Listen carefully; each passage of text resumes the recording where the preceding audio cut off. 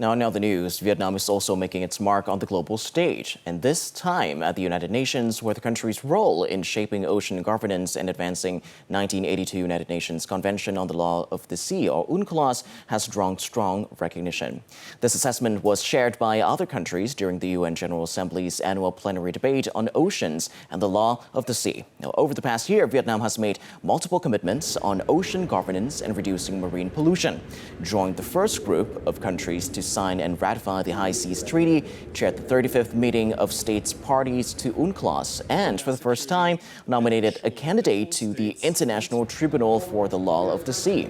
Vietnam's representative at the discussion reaffirmed the country's stance on the East Sea issue, stressing support for resolving all disputes through peaceful means and in accordance with international law, including the UNCLOS.